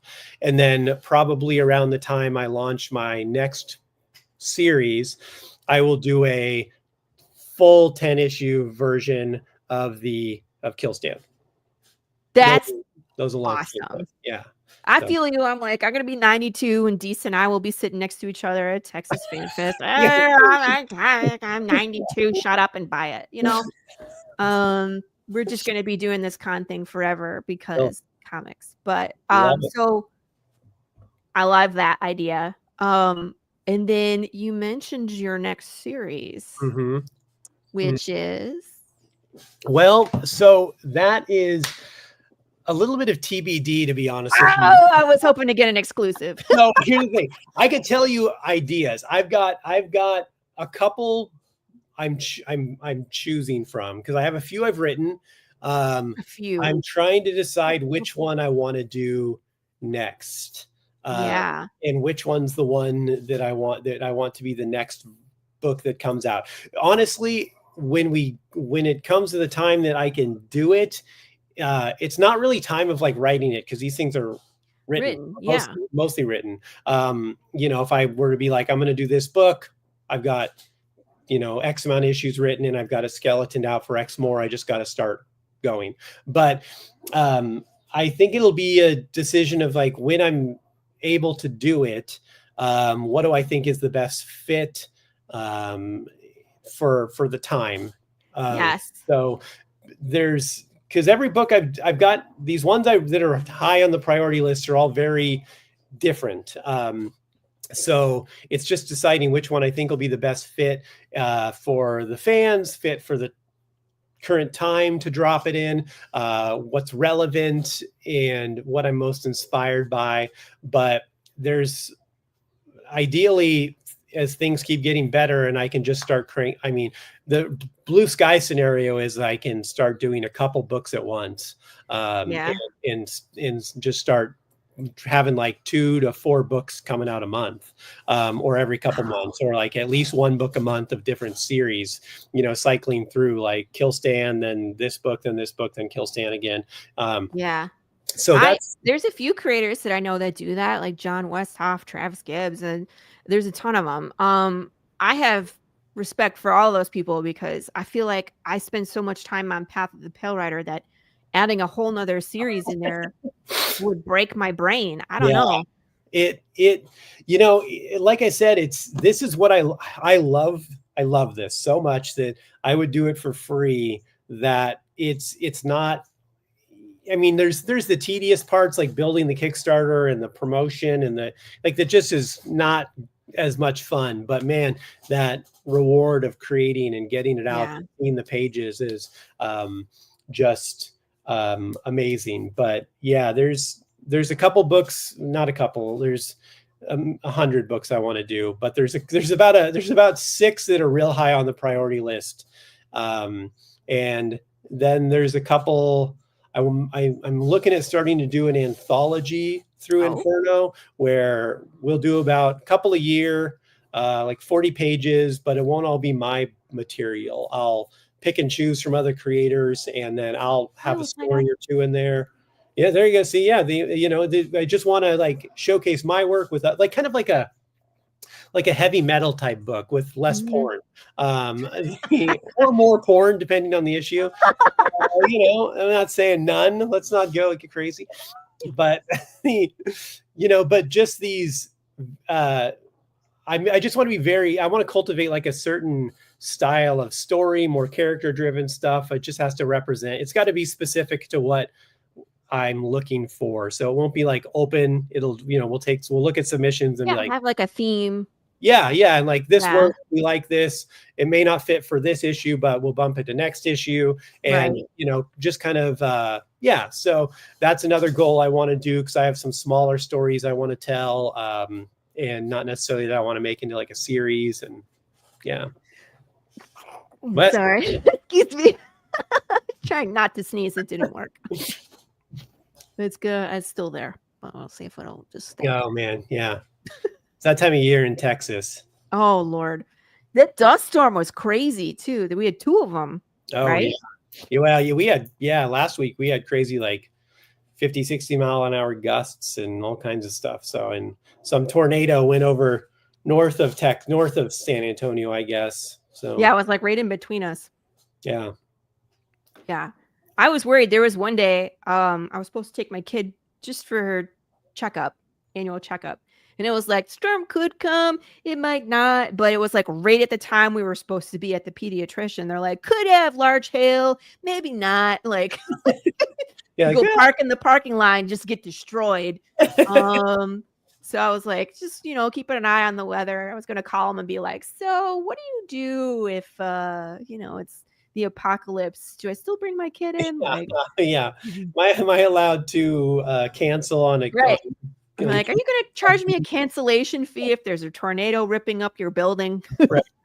Yeah, it's a valid question, right? Gosh, but yeah, it's been crazy weather. There is that one day where there was a map of the U.S. where it's like fire risk, lots of gusts, and like big dust storm, tornadoes, big storm over here, and snow up over there. Yeah. And I was just like, what is going Well, just in Texas last week, I saw some map, and there was the high in Texas was like 98 and the low was like 32. And I'm like, Jesus, Texas, get it together. You can't like, depending on where you are in this state, you're either going to be frying or freezing. Yeah. Oh. But that's kind of cool, though. I like that you can wake up and it's 42 in the morning and it goes up to like 86 and then it goes back down to 42. It does terrible things to my sinuses, but cool in the morning and it warms up and it's nice. So I know I've been like living off this menthol nose spray to try to keep my nose. Oh my God, Levi, I'm sorry you're in Spokane. Get out while you can. No. Oh my God, Jesus, what are you on house arrest? Move, for Christ's sake. Get out of there. What is happening? I don't care if you have family there, abandon them immediately. They're not worth it. I lived in Spokane. Oh, no. Hey, what's up? Omega. Good morning. John, I missed this. What do you say? I have a tendency to work on multiple projects, even if it's my own, along with commissions. Gosh. And I do it as a creative palette cleanser. That's smart. Because do you ever get writer's block? Oh yeah. 100%.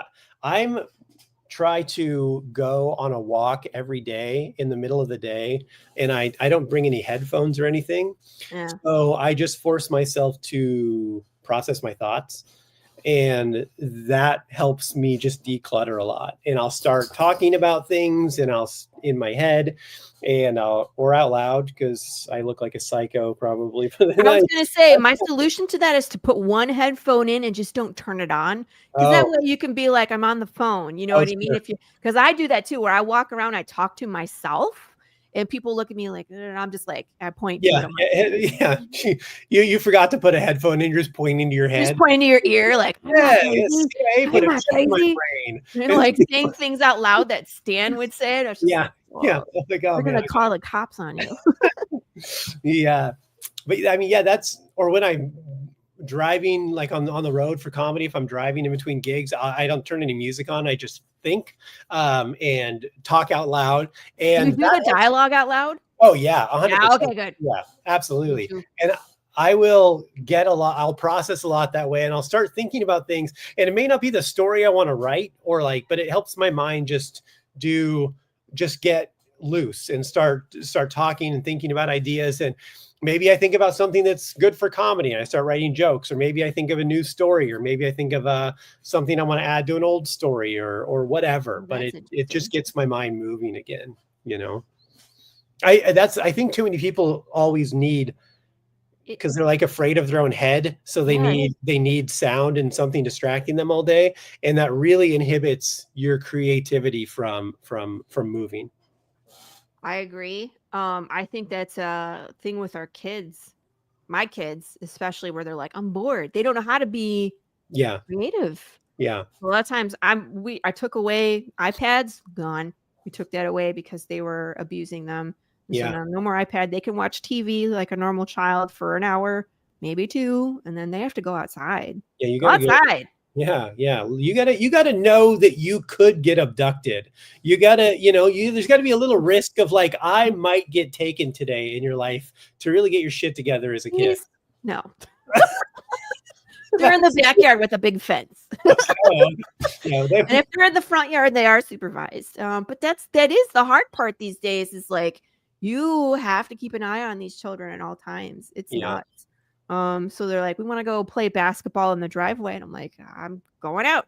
So I take my iPad and I'll go letter pages while I'm sitting in a chair while they're playing, yeah. basketball. But Well, I mean, it's so funny because you've met my girlfriend. She's younger yes, than I am, it's and wonderful. so yeah, she's great. But I She's have to. She's great. You live with her. She's great. yes, be careful. The I explain stuff to her because I'm like, we grew up so differently. I mean, not only just different eras, but also, I mean, I grew up in South Central LA in the 80s. It was just like a gangland nightmare. And she did not. But I'll explain to her, like, yeah, like we were just, it sounds cliche, but I'm like, we were just gone all day. We just get on a bike and you Yeah, ride as far away as home as you can. Or like you just come home and you'd play with people you didn't even know, and you had no money. I had no right. cell phone. I had no, No, yeah. if No smartwatch where your parents could tell your location, yeah, tell you to come home. the I blew her mind because I What? What? got my shit together. This is a cry for help. This Lou, blink twice if you need help. Yeah, That was me too. We were on a dead end street, so we were just on our bikes all day. We were climbing into like the corporate area behind our neighborhood, and we were climbing yeah, fences and falling out of trees and you just go. I mean, I blew her mind because I told her back when I was a kid, if I wanted to get home, what we'd do is I'd call my house collect, and then I had to explain to her what a collect call was. And well, first of all, I had to explain to her what a payphone was, oh my and god. then I had to explain to her what a collect call was. And I said I'd call collect, and they'd say it meant that the person you were calling would accept the charges and take your call. But when it Right? said you state your name, it said state your name, and I would just go, "Mom, I'm at the mall, pick me up," and I'd Click. hang, Yeah. and then So she'd we be would like, say that. And they're like, would you accept a charge from, hey mom, I'm at the mall, and click, "Yeah, and she would say no. right," and then Right? And I'll so it pick was you up. free to go Yeah. find you. And Exactly. it's like Smart. that's Genius. how we would get home. Or like if you were supposed to meet someone somewhere and they didn't show up, you're just like, well, I guess I'm just a detective now and have to find out where because I don't have the way to know. I'll call their house. If they're not there, then Figure fucking out how to get home. yeah, If I'm walking. yeah. You just find, it's Another one. Blink twice, please, if you need help. Gosh. yeah, it was different. It was a different world back then, but it was, yeah, you gotta, I mean, like, I don't really watch. Where the hell was I the other day? I was at my chiropractor and she's like asking me what I do. She's like, do you watch, she says new chiropractor. She's like, do you watch TV or anything? I'm like, no. I go, I don't know. I put it on before I go to sleep and watch for about 20 minutes, but like, I don't watch any shows I don't want, no, nothing. And she's like, you don't watch TV? Do you play video games? I'm like, no, I don't. She's like, what do you do? I'm like, I'm very busy. I don't know. What do you not do that you have so much time to do all this other stuff? I don't know. I was like, maybe you have too much time. Yeah, maybe. Yeah, I had some friends I was talking to a while back, some comedians, and they were telling me they were talking about like, all these shows they're watching, and someone started talking about like Cupcake Challenge European Edition, and I'm like, motherfucker, you got the time to watch baking shows that are being imported to this country now? I'm like, how much free time do you have that you're like, I've watched all the American bake-offs. I need something else. Yeah, what's Europe doing? Well, the Great British Bake-Off is great. See, they're like, I'm like, I don't know, man. I got no. But that's been going on for years. So every now and again, I'll catch something. But I mean, like, I don't know what season they're on, like 65. Yeah. I don't know. My kids, they need something to watch, so they watch that. Because baking shows are okay.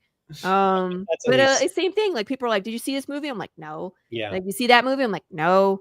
I'm like, I'm still trying to catch up from the shit that was out, before the pandemic. Yeah. I'm still trying to figure out if Ross and Rachel ever did it or made it or not. So until I don't care. I guess that's once I catch up to that, I'll move on to whatever's next. Friends, who cares? Seinfeld, can't watch it. I don't know. Just can't. Yeah, it's I don't know. I'd rather create art than consume. I mean, don't get me wrong. Like I do go catch a movie every now and then or something, but like most stuff or most whatever's big popular, I don't know, man. I can't. I don't know. That's me too. I don't really care. People are like, "Did you see the new Batman?" I'm like, "No." Yeah, you didn't miss anything. Friends is awful. Thank you, Gilbert. See, this just solidifies our friendship. Just watching the baking show for Noel. Yeah, he's hilarious, man. Isn't he? He's great. He's funny on that show. Apparently, what's his face? James McAvoy was on a British Bake Off of one of this. I would like to see that because I think he would be interesting to watch. But other than that, I don't care. Yeah, I just do. I'm same with you. I'm so busy. I'm either doing the creative stuff or I'm doing the family stuff where it's like kids feed them, get them to school, make lunches. Come home, start doing creative stuff. Do creative stuff. Yes. Do a podcast. Eat lunch. Yeah. Go pick up the kids, and it's like back to family life. So in between, herding the cats, I'm doing more creative things, and it's like, okay, time to stop and make dinner. Feed the family. Make sure they're sane. Get them all to their extracurriculars. Pick them up. Do more creative things. Go to bed. Yeah, it's like that sounds like a good day, and also, I don't want to watch people make cupcakes who have resources. Like let's make this a real challenge. How about like cupcake challenge Croatia edition, they're like you have potato, vodka, and Sprite. Make cupcake. That sounds interesting. I think that's the TV show Chopped. Yeah. I'm making the shit out of that. They're like, there's 16 ingredients in this basket. You pick 3 and make a meal. And one of them exactly is Sprite. That sounds way more interesting to me. But you don't get to eat it once it's done. Oligarchs get all food. That's that challenge. I'd watch the shit out of that. Yeah, where's Cupcake Challenge Siberia edition? Forget comics, Deece. I want you just to pitch TV shows. Well, I've got some good ones. Okay. You right, Lou? Spite. You get vodka, potato, and Spite. We will call it the Spite. Yeah. Spite cakes. Yeah, I've got I've got a version of American Ninja Warrior, border wall edition.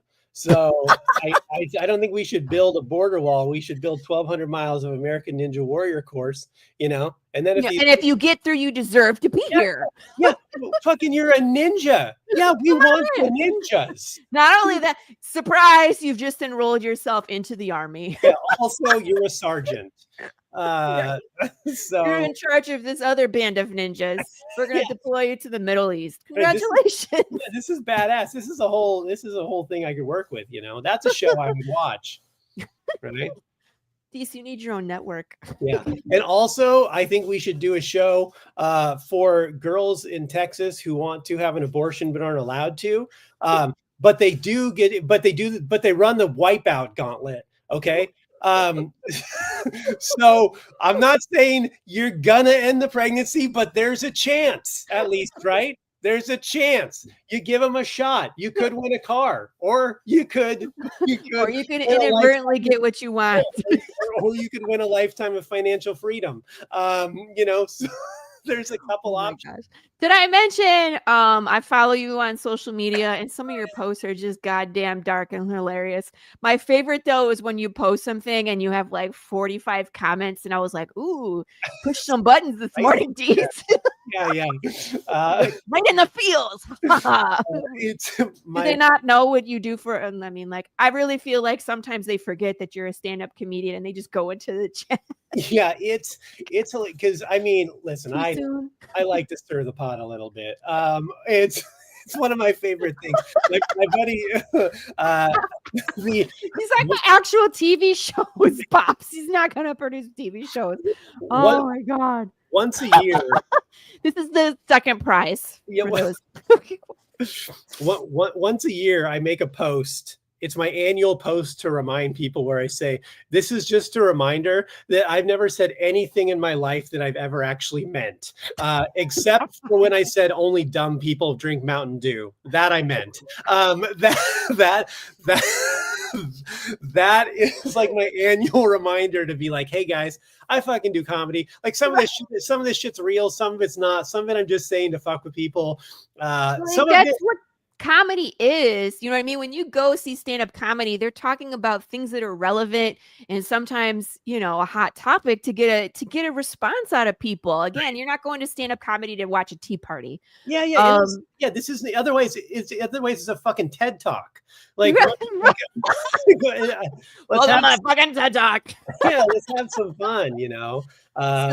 But that's what cracks me up about your Facebook posts and like your ex posts and everybody. It's just like sometimes people are like they forget and then they're open arms, and I was just like, it was a popcorn meme. Like, if you'll notice, I when I'm running a campaign, a Kickstarter campaign, I tone down my because I'm like, I can't afford to be shadow banned right now, so I have to get my shit together and play nice for the next 30 days. And then once it's over, I'm like, oh, thank God. Oh, thank God. Yeah, it's pent up for the last month. Oh my gosh. So I can appreciate that. I try to put on a smiley face every podcast that I do while I'm live on campaign, and then then I disappear for like a good 3 days, like I don't exist. Yeah, it's tough. But man, I do. It's just so funny because I really, like I said, I like to stir the pot, and I just want to I love just like because I'm also like a libertarian. I hate all politicians, and I think they're all criminals, and That's me as well. Yeah, so when I'm talking shit, people will be like, oh, so you think that, they assume I'm on the other side. I'm like, no, I hate them too. Like, I'm just going to point out your hypocrisy and make a joke out of it and show you how dumb it is. And then people get big mad about it. And, I don't post. I try not to post anything political, but every now and again I'll be like, post something where it's like, how was it before election? There was that South Park episode where it was like a giant douche that was debating a shit sandwich. Yeah. I posted that. I was like, very relevant. Very relevant. Yeah. Like, that's kind of where we are, people. But I was like, prostitution and politics. Yeah. It's the same. it's pretty wild. So Sorry, people. I don't talk about my politics often. So yeah, it's just funny. It's funny. It's fun though, you know. And like the thing is, it's great about it is I also like don't care because you know I've resigned the fact that no matter how uh, uh, much success I have in comic books or not, that I'll never get to write a mainstream book because Disney would take one look at my Twitter feed and be like, "Fuck that." tired. Yeah, like this guy's not coming near Spider-Man. So, which is fine, but like, but I live in a world where like I don't have bosses, you know. Like I do stand-up comedy for a living. Like my Right. job is to talk shit, you know. If I also run my own production company, so like if you, it doesn't matter if you guys don't want to book me, I book my own shows and people come to them. So it does, like I can do and say whatever I want. I'm like, hey, what are you gonna do? Not fucking unfriend me? Good. See, this was something that you said earlier in the show that a publisher was looking at Kill Stan and Yeah. wanted to do things with it that you were like, nah, we're not doing Yeah. that. Yeah, I had a deal with this publishing company and they wanted to do but there were some changes they wanted to make. One was the artist. They wanted to, I didn't have an artist yet, but the artist they wanted to use would not have fit the book. They wanted to change the name. And I wouldn't change the name. Yeah. I just creatively, it wasn't going to come out the way I wanted it to. So I'm like, I think I can do this myself. I'll just crowdfund this thing. You know, it did legitimize to me. It legitimized Story. the script though. Yeah. They were like, because they were like, oh, we like this, we want to do this. So I'm like, oh, so this is worth pursuing. Legs. You know? Yeah. And see, it's interesting because when a lot of people come into indie comics, me is the same, where I was like, okay, the goal is to get picked up by a big publisher that will help me, you know, push my story forward. Yeah. But again, like before that, I was in production and I had this movie script.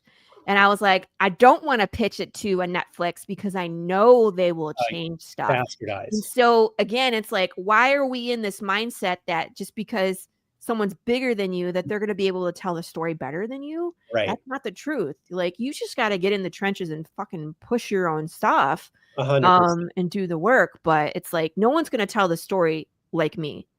Yeah. I mean, the only benefit of people opening doors is that they can put you on platforms you may not be able to. Right.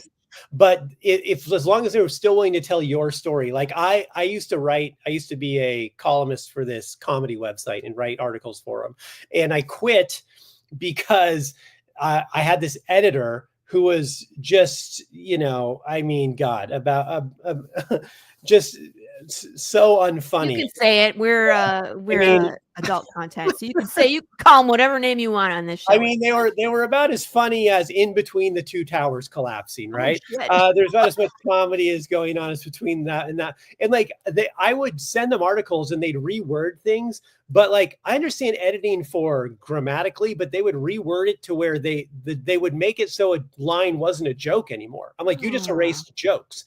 And I kept arguing with them about it. And finally, I'm like, I'm not doing this anymore. I quit. And the problem with editors, and I'm sure in production, you know this, if they don't change anything, they don't have a fucking job. They don't have a purpose. Right. So they have to put their stink on it or else they don't validate or justify their existence. Right. You know? So it's like, no, I can do it. I'll do it. I know what I'm wanting to tell. I know the story and, you know, grammatical stuff. Great. The story content, I mean, you know, there might be something where someone's like, oh, this doesn't connect. This doesn't make sense to me. And then you're like, oh, I kind of like in my head, I knew it was little things, but overall, nah, tell your story. Yeah.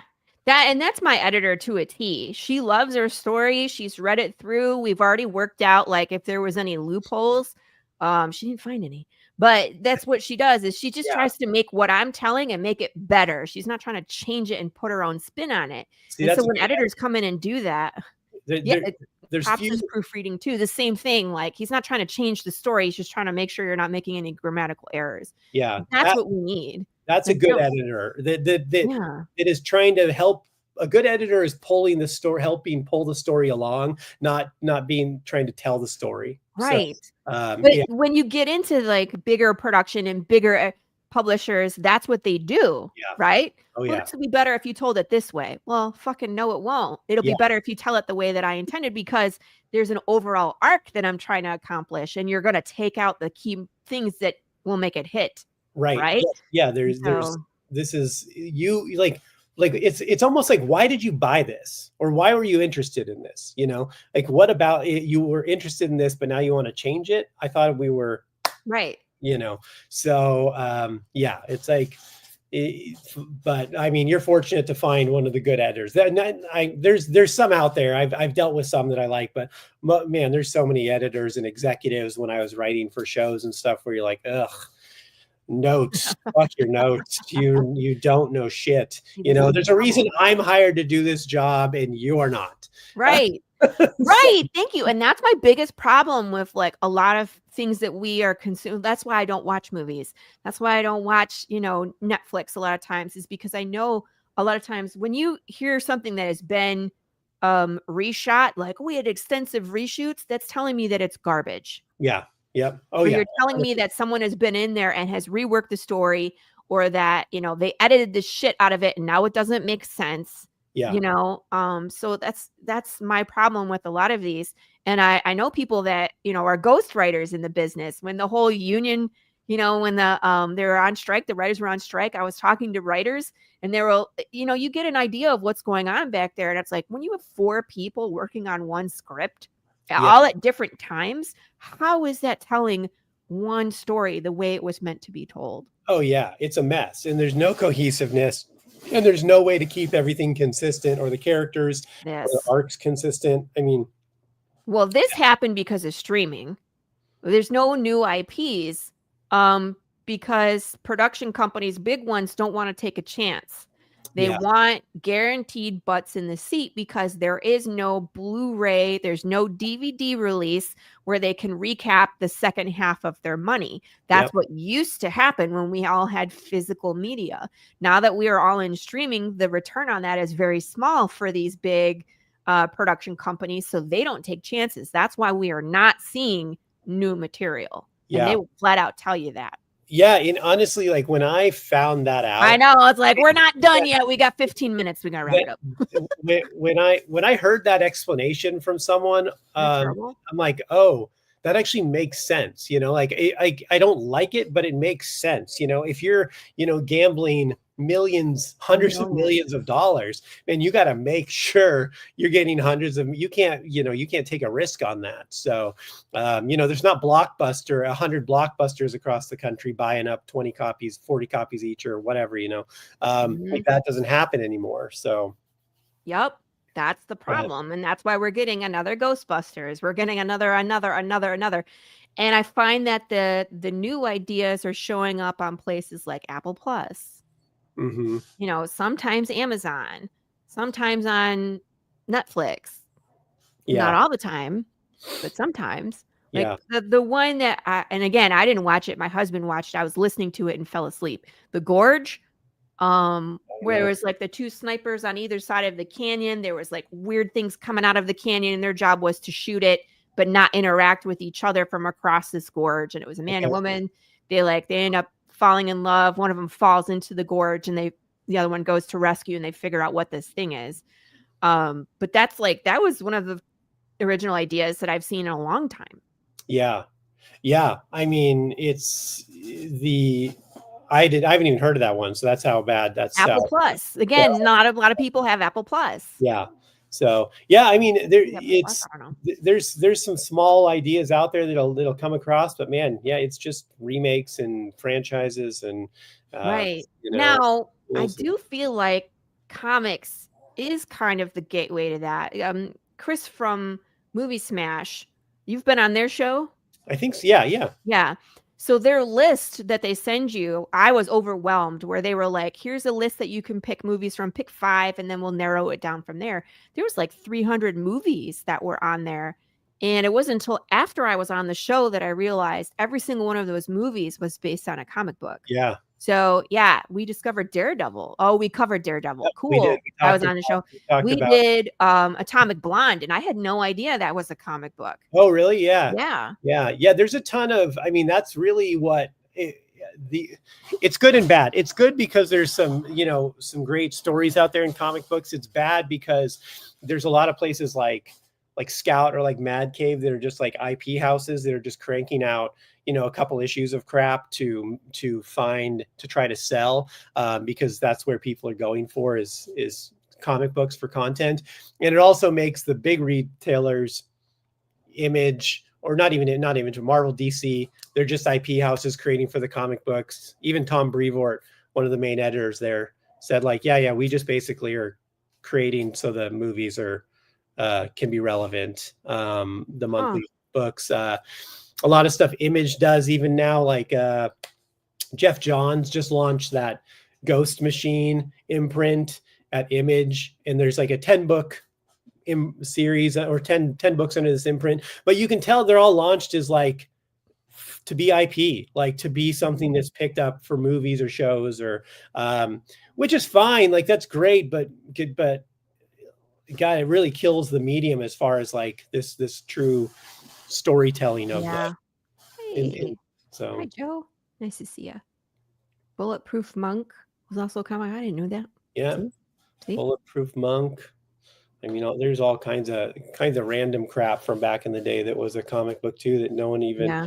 I mean, that's where Men in Black came from. I mean, there's God, what are some of the other ones from way? There's like 300. There's Lock and Key. There's Tank Girl. There's just so many. Things that Umbrella Academy season 1 only. After that, it's junk. Barbed Wire with Pamela Anderson. That was a comic book. Yeah. Turtle. Yeah. I mean, I don't know the biggies, but there was someday we could be watching Kill Stan, and I would love that. Well, let's hope so. One day I would. It would be easier to make. Well, I don't know. I've only read issue 1 so far, but I was like, it's not as out there. Like Path is like no one's gonna be making Path. It's so crazy and big. No one can change on it. You never know. Zombies are still big. Maybe. I don't know. You'll read it when we get to issue 7. You'll know what I mean. Okay. All right. Like, things get so crazy that it's like a production company would look at this and be like, no. How do we do this? They're like, it's too much money to make this. And so they would never. Well, here's the thing that I would actually interesting. Which could be better for Thank you, Gilbert. Path of the Pale Rider, as well as something I thought, because when people ask like, what would you ever want to see Kill Stan as a movie or something, I go, honestly, I probably rather see it as like an adult animation, like HBO Spawn series back in the day, where it's like serialized and rated R adult, very high end animation. So I think I always compare it to Castlevania. If I could have the Castlevania treatment for Path of the Pale Rider, I could die happy. Yeah. I mean, I just want to tell my story. I could die happy there too. But like, if it ever was watchable as an animation like Castlevania, I'd be very happy. Yeah. I mean, just think of what they did with like the Invincible cartoon. Exactly. Yeah. I mean, I don't know. Definitely not for kids. Definitely not for kids. And like, after we talk shit about watching shows and stuff, I started watching that recently, just off of someone's recommendation, and I'm like, I didn't realize how fucking good this show was. I'm like, this show is great, really well written, and like really, I think it's won Emmys and stuff. I'm like, oh, that makes sense. Yeah, this is very, very good. It's like Robert Kirkman. I have enjoyed most of his. He has Oblivion Song, and then he has like a supernatural one. I can't remember the name, but it's about possessions. They're all really good. Okay. So I'm a Kirkman fan for sure. Yeah, I know. Come at me. Yeah.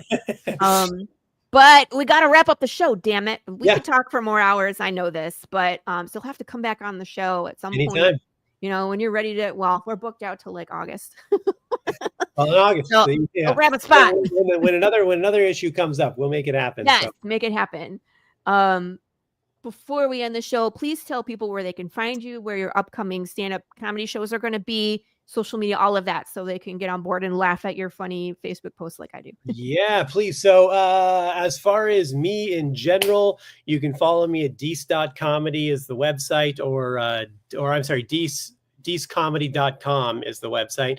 That has all our social media links, but it's Deece.comedy on Instagram, or Deece Casillas on Facebook, or the Social Hour Comedy on Facebook. Also follow me. Lots of stand-up shows live coming around, mostly around San Antonio and Texas. I'm doing this month and next month. I'll be at Upstage Comedy Lounge this Sunday, Bourbon and Branch in Spring Branch, Texas on Wednesday, Flower and Flower in Leon Valley on Thursday. That's the second, April 2nd and 3rd. And then I'll be in Galveston and some other places around San Antonio area in April. But mostly you should follow us on inferno.earth. That is the Instagram page for the comic book, or inferno.earth is our website also, or inferno.earth on Facebook. It's just inferno.earth. There's no .com for the website. The domain is .earth. The porn sites took all the .coms. So we can't, those don't exist anymore. God damn it. Yeah. Well, not totally goddamn it. So it's, yeah, you can get number one is still available. We've got late pledges on the Kickstarter, but if you want one, just message me directly and it'll be cheaper. I'll get you a copy. We've got 3 covers available for that. Number 2, we have late pledges on the Kickstarter, so go do that. Those copies will be out in a couple weeks, and then we'll be working on number 3. The Kickstarter for that will probably launch about a month and a half. We'll Wow. For number 3 up and moving. And yeah, if you like kind of a neo-noir action thriller on the surface with a deeper character piece below it, check it out, man. We've got a couple previews for number 1 and number 2, some trailers for the books up there that you can look at. And I think it's a story anyone can relate to and will enjoy quite a bit. I enjoy it. I'm having fun. Thank you. I can't wait to see where it goes next. So you'll find out soon. Yes, I'm excited. All right, everybody. We're going to wrap up the show. I don't know who's on next week. Another very interesting person who we're going to have a long, interesting conversation. Kiss your babies. Be excellent to each other. And we'll see you next week. Bye. Bye, guys.